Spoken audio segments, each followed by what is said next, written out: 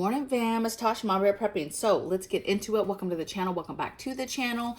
I just want to talk a little bit about prepping priorities, right? Things that every single prepper should be working on right now. 10 priorities that should be on your plate in some capacity on your schedule to be taken care of or working on. Okay, so 10 things in my opinion that every single person should be working on right now. So if you're kind of like, oh, I don't know what to concentrate on right now, I'm feeling overwhelmed, whatever, hopefully one of these 10 items will jump out at you or just make your mind think about something else. So what's helpful with videos like this, you guys, is I love a good list, right? And sometimes the person's list might not be like verbatim what I wanted to hear or needed or whatever. I'm like, okay, I've already got that knocked out. But they might say something that gets my mind thinking about something else I do want to work on or another project idea. Okay, so here's my 10 things that every prepper should be doing right now. Number one is preserving and stacking food. So obviously you should be stacking food, right? Buying canned options, different food that will last a long time on your shelves, but ideally preserving food in general as well. Okay, learning how to get stuff in, vacuum sealed and vacuum sealing it in jars or bags or putting stuff in Mylar bags or canning or whatever the case may be, but preserving food and stacking food. Number two is fortifying your home. So every prepper should be getting your home ready for keeping it safe, keeping your family safe, and then keeping your prep safe, okay? So fortifying, it could mean all types of things. It could be a camera system. Think about off-grid too. How would you continue to view things outside and see in cameras offline? Think about defensive tools. Think about ways to fortify your front door and your windows, fortify your property area, but just fortifying your home in general, number two. Okay, number three, gardening aggressively. So every prepper should be gardening year round, as much of the year where you live that you can, okay? And garden. If you're not gardening, you already know you should be preparing for the next time that you're able to either start seeds or get stuff in the ground or whatever the case may be. Okay, so garden. If your garden still is producing, you should be harvesting that food aggressively, okay? So number three is gardening aggressively. Not just, now I'm not talking about, where I just be telling people, hey, just start gardening and just start growing something just to see if you can. Yes, you need to do that because it's a hard learning curve, but if you are a prepper, in my opinion, you should be gardening aggressively, okay? I don't care if you're like, I just don't have a green thumb. I don't have a green thumb. You need to just be trying, okay? So gardening aggressively.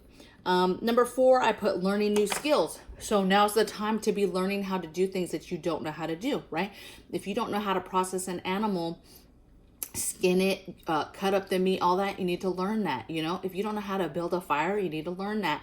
Start learning your skills that you've wanted to learn that you don't know, okay? Now is the time while you have you've got the internet, so you can take a look at stuff.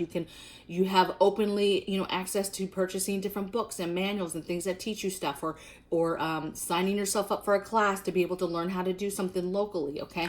So please take advantage of the time and learn new skills. This could just be going to the range and practicing, okay? So just get very caught up on your skills and anything else that you wanted to learn how to do. If you wanted to learn how to fish, get your pole and stuff and start fishing.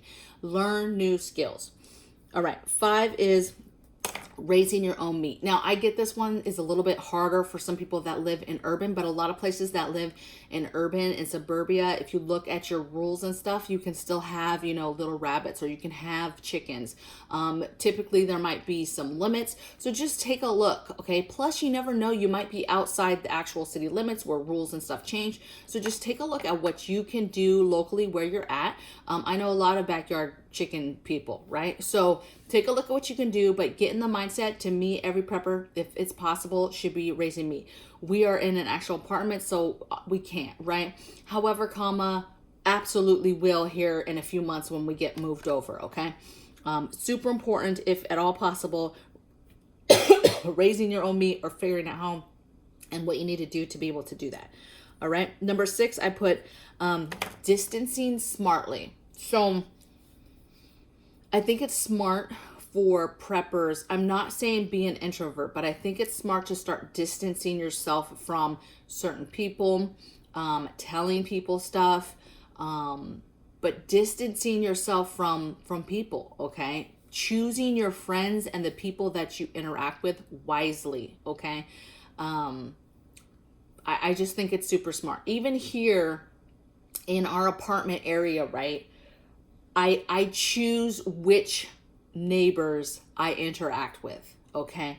I'm not going to just be interacting. Even acquaintances and stuff, I'm starting to distance myself more, like, hey, we don't see eye to eye. They're never going to really take on what I'm telling them. And so therefore, why even waste the energy doing it? But then why bring added attention to myself as well when it's just not needed, okay? So distancing yourself smartly, right? Surrounding yourself with like-minded people and people that understand you, okay? And working with those people. All right, number 7, I talked a little bit about this on yesterday's video, but getting out of debt.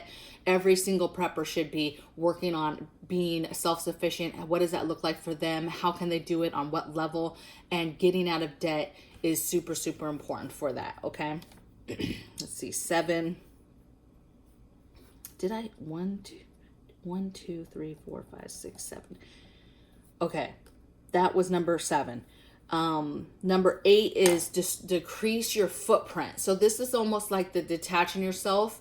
Start taking a look and seeing how you can decrease your footprint in the world, right? What I mean by decrease your footprint, it's almost like start thinking about gray man, right? Start thinking about, okay, if you're going out and making big purchases or purchases in general, we've really switched to you get the cash out from the ATM and you take that cash to go buy stuff. Stop buying stuff with credit cards, even your normal everyday debit cards.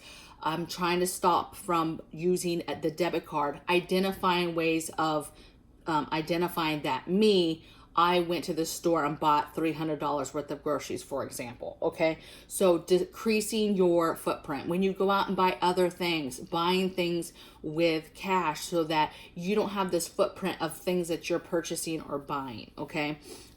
You can do this even on online stuff. So you take that cash, go get a Visa gift card, use the Visa gift card to buy stuff through Amazon or to buy stuff through a website that you're going. So figuring out how to decrease your footprint, okay? All right, 9. I know I talked about preserving food already, you guys, but I put number 9 as canning weekly. I cannot stress that how important canning or canning is such a big food preservation topic that I think everybody should be doing. I think it's something that every family should learn. Kids should learn how to do at a young age. And that is an everyday thing that every single family knows how to do. And so I think that every week at a minimum, you should be canning something. You know, I know people that can almost daily, but canning, you need to be in the mindset of how important canning your own food is and do that at least once a week. Pull out your canner, can something, water-based something, pressure can something, just do it, okay? If you have to, you know, you can't buy something fresh to do, pull something out of your freezer, defrost it, can it. You've got to get in the rotation, you know, the normalcy of canning on a regular basis, okay? And then the last thing I have is just maintaining your physical, mental, and spiritual health, right?